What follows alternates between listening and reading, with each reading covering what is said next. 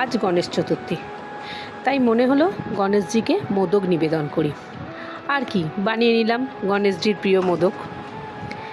প্রথমেই কড়াইতে ঘি দিয়ে 2 চামচ ময়দা দিয়ে দিলাম।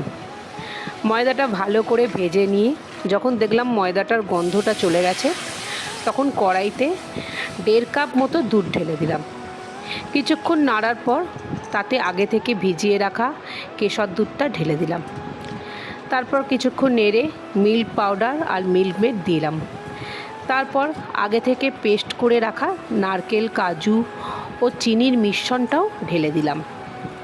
তারপর কিছুক্ষণ নাড়ার পর কেটে রাখা ড্রাই ফ্রুট আর একটু এলাচ গুঁড়ো আর কিছু পরিমাণ ঘি দিয়ে নাবিয়ে নিলাম।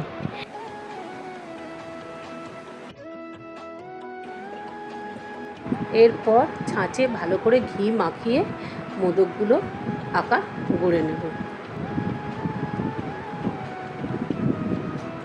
কি সুন্দর দেখতে হয়েছে দেখুন ছোট্ট মোদকগুলো। তারপর বড় ছাঁচে সবকটা বানিয়ে নিলাম। ব্যাস, আর কি, তৈরি হয়ে গেল আমাদের সবার প্রিয় মোদক। যদি আমার ভিডিওটা আপনাদের ভালো লেগে থাকে তাহলে একটা লাইক আর শেয়ার করে দেবেন। ধন্যবাদ।